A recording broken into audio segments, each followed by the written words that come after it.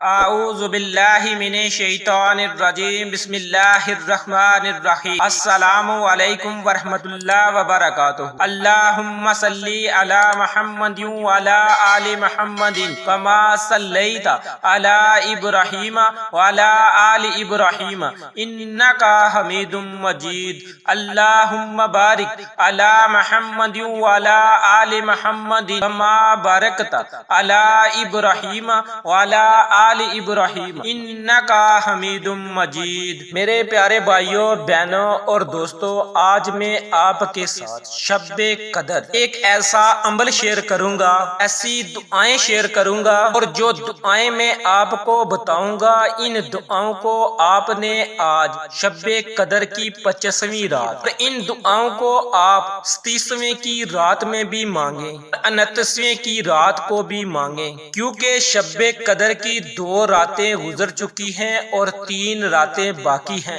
21 رمضان کی اور 23 رمضان کی رات تو گزر چکی ہے، آج 25 رمضان کی رات ہے، اور پھر 27 رمضان اور 29 رمضان کی راتیں ہیں، یعنی شب قدر کی ابھی 3 راتیں باقی ہیں۔ طاق راتوں میں سے 3 راتیں ابھی باقی ہیں۔ اسے شب قدر بھی کہا جاتا ہے، لیلۃ القدر بھی کہا جاتا ہے، اور بابرکت راتیں بھی کہا جاتا ہے، طاق راتیں بھی کہا جاتا ہے۔ ان میں سے 3 راتیں ابھی باقی ہیں۔ پہلی 2 طاق راتوں میں جن لوگوں نے عبادت نہیں کی، توبہ نہیں کی، نوافل نہیں پڑھے، دعائیں نہیں مانگی، وہ اللہ رب العزت سے معافی مانگ لیں۔ جو 3 راتیں باقی رہ گئی ہیں، ان راتوں میں خوب دعائیں کریں، التجائیں کریں، اور جو دعائیں آج میں آپ کو بتاؤں گا، ان دعاؤں کو آپ نے شب قدر کی رات میں ضرور مانگنا ہے، کیونکہ شب قدر کی رات میں مانگی گئی دعا رد نہیں ہوتی، کیونکہ شب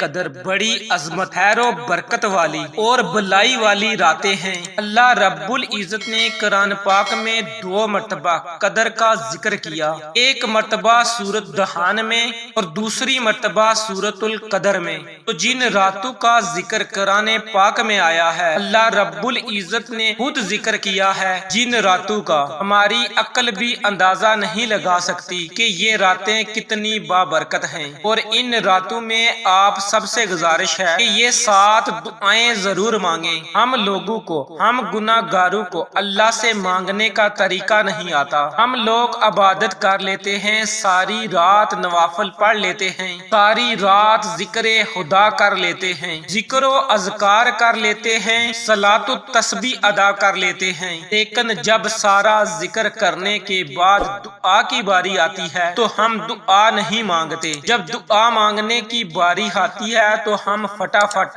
اپنی حاجات مانگتے ہیں، اپنی ضروریات مانگتے ہیں اور اپنی جگہ سے اٹھ جاتے ہیں۔ حالانکہ جو اللہ اور بندے کے درمیان رشتہ دعا کے وقت ہوتا ہے، دعا میں بندہ جتنا اللہ رب العزت کے ساتھ ہوتا ہے، اتنا زیادہ گہرائی میں بندہ نہ تو عبادت میں جاتا ہے، نہ نماز میں جاتا ہے، نہ تلاوت میں جاتا ہے۔ لیکن جب بندہ اللہ سے دعا کر رہا ہوتا ہے، اس وقت بندہ بڑی گہرائی میں جا کر اللہ سے مانگتا ہے۔ جو لوگ گہرائی میں جا کر دعا کرتے ہیں، وہ بڑی ہی گہرائی میں جا کر، بڑی ہی دل لگی کے ساتھ، بڑی عاجزی کے ساتھ، رو رو کر، گڑ گڑا کر، ندامت کے آنسو بہا کر اللہ سے مانگتے ہیں، تو رب کریم ان کی دعائیں فوراً سن لیتا ہے۔ ہم لوگ کہتے ہیں کہ ہماری دعائیں قبول نہیں ہوتی، اور کچھ لوگوں کی دعائیں فٹافٹ قبول ہو جاتی ہیں۔ وہ لوگ اللہ رب العزت سے بہت زیادہ گہرائی میں جا کر مانگتے ہیں، جتنی لگن کے ساتھ، جتنی دل لگی کے ساتھ، اتنی گہرائی میں جا کر ہم اللہ سے دعا کریں گے، اللہ کریم اتنا ہی جلدی ہماری دعاؤں کو شرف قبولیت کا اعزاز عطا فرمائے گا۔ میری تمام سامعین سے گزارش ہے کہ آپ ان بابرکت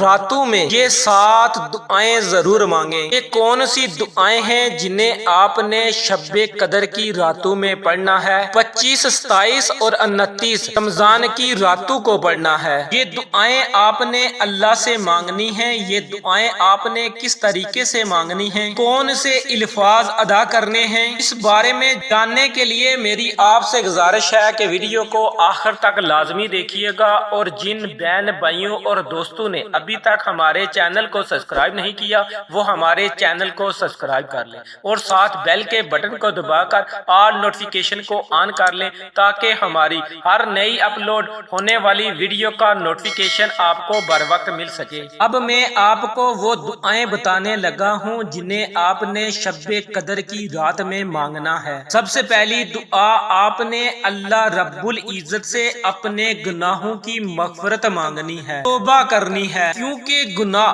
دعا کی قبولیت کے آگے آڑ بن جاتے ہیں۔ ہم لوگ کہتے ہیں کہ ہماری دعائیں قبول نہیں ہوتی، ہم یہ نہیں دیکھتے کہ ہمارے گناہ کتنے زیادہ ہیں۔ سر کے بال سے لے کر پاؤں کے ناخنوں تک ہم گناہوں کی دلدل میں ڈوب چکے ہیں۔ ہم گناہوں سے توبہ نہیں کرتے، گناہوں کی اللہ سے معافی نہیں مانگتے، تو ہماری دعائیں کیسے قبول ہوں؟ جب تک ہم اللہ سے گناہوں کی معافی نہ مانگیں گے، ندامت کے آنسو نہیں بہائیں گے، ہماری دعائیں قبول نہیں ہوں گی۔ اس لیے دعا مانگنے سے پہلے اپنے گناہوں کی معافی رب کریم سے مانگیں، مغفرت کا سوال کریں، توبہ کریں۔ اللہ رب العزت فرماتا ہے تو میری تو کوئی بات مان نہیں رہا، اپنی ہر بات منوا رہا ہے۔ میں جب بھی تجھے آزمائش میں ڈالتا ہوں تو کچھ بھی نہیں کرتا۔ تو پہلے اللہ رب العزت سے مغفرت مانگیں، بخشش مانگیں۔ دعا اس طرح مانگیں کہ یا اللہ جو ہم سے گناہ ہو چکے ہیں ان سے ہم معافی مانگتے ہیں، اقرار کرتے ہیں کہ ہم نے گناہ کیے ہیں، ہم گناہ گار ہیں، خطا کار ہیں، سیاہ کار ہیں، تیرے نبی کے امتی ہیں مولا تو ہمیں معاف کر دے، تو معاف کرنے والوں کو پسند کرتا ہے۔ یہ نیت کر لیں کہ یا اللہ ہم آئندہ گناہ نہیں کریں گے۔ جب آپ اللہ رب العزت سے یہ وعدہ کریں گے کہ آئندہ ہم گناہ نہیں کریں گے تو انشاءاللہ رب کریم آپ کی نیت کرنے پر بھی آپ کی ہر دعا کو سنے گا اور قبول فرمائے گا اور آپ کے تمام گناہوں کو معاف کر کے نیکیوں میں بدل دے گا۔ تو نمبر 1 آپ نے اس رات میں گناہوں کی معافی مانگیں، توبہ و استغفار کریں۔ نمبر 2 پر اللہ سے ہدایت مانگیں، نیکی کے راستے پر چلنے کے لیے اللہ سے ہدایت مانگیں، اپنے بیوی بچوں کی، والدین کی، بہن بھائیوں کی اور ان کی ازواج کی۔ اگر آپ ان رشتوں کے لیے اللہ سے ہدایت مانگیں گے تو یہ سارے رشتے پورے خاندان میں آ جاتے ہیں۔ آپ نے اللہ رب العزت سے سب کے لیے بلکہ امت مسلمہ کے لیے ہدایت کی دعا کرنی ہے کہ یا اللہ ہمیں ایسے رستے پر چلا دے جس سے تو اور تیرا محبوب راضی ہو جائے۔ جب اللہ بندے سے راضی ہو جاتا ہے تو اللہ رب العزت ہر چیز عطا کرتا ہے، دنیا اور آخرت کے بیڑے پار ہو جاتے ہیں جب اللہ اپنے بندے سے خوش اور راضی ہوتا ہے۔ نمبر 3 پہ دین کی خدمت کے لیے اللہ سے دعا مانگیں کہ یا اللہ پاک ہم سے دین کی خدمت کروا لے جتنی ہو سکے، دین کا کام لے لے، کوئی غریب ہے یا پھر امیر ہے، یہ دعا مانگے کہ یا اللہ پاک دین کی خدمت کے لیے ہم سے جو کام لینا ہے وہ ہم سے لے لے، اجر ہیں یا پھر امیر ہیں تو ہو سکتا ہے کہ اللہ رب العزت ان کے مال سے کوئی مدرسہ بنوا دے، کوئی یتیم خانہ بنوا دے، کوئی مسجد بنوا دے جو ان کے لیے صدقہ جاریہ ہو، اور جو غریب ہیں تو اللہ رب العزت ان کو مسجد بنوانے میں یا پھر کوئی بھی نیکی کا کام کرنے میں ان کی خدمت لے لے جو ان کے لیے صدقہ جاریہ ہو، کیونکہ رب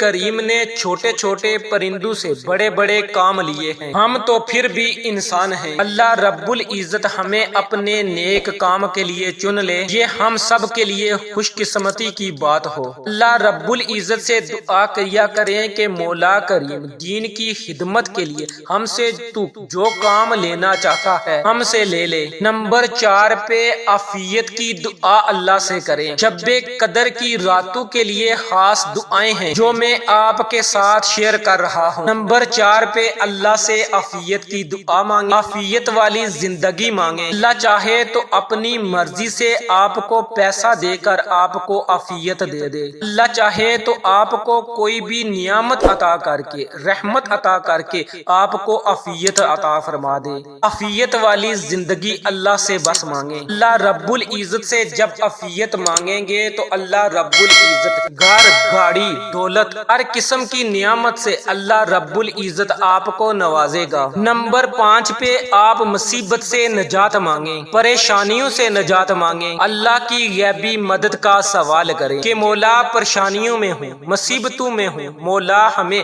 اپنی غیبی مدد عطا فرما، کسی کا محتاج نہ کرنا سوائے اپنے۔ نمبر 6 پہ آپ قرض سے نجات مانگیں، اور قرض ایسی بری بلا ہے جس سے میرے اور آپ کے پیارے آقا نے بھی نجات مانگی ہے، تو قرض سے نجات پانے کے لیے اللہ سے خوب دعائیں کریں۔ آپ مقروض ہیں یا نہیں، قرض سے نجات کے لیے دعائیں کریں۔ اور نمبر 7 پہ اس رات میں آپ اللہ سے جہنم سے آزادی کا سوال کریں کہ یا پروردگار ہمیں جہنم کی آگ سے نجات عطا فرما، اور جنت الفردوس میں اعلیٰ مقام عطا فرمانا۔ جنت کی طلب کریں۔ اللہ رب العزت فرماتا ہے کہ ہمارے نیک بندے راتوں کو اٹھ اٹھ کر جنت کی طلب کرتے ہیں کہ یا اللہ جس جنت کا تو نے وعدہ کیا ہے اس جنت سے ہمیں محروم مت کرنا، وہ جنت ہمیں عطا فرمانا۔ آپ شب قدر کی رات میں اللہ سے دعا کریں کہ مولا ہمیں جہنم کی آگ سے آزادی دے دے،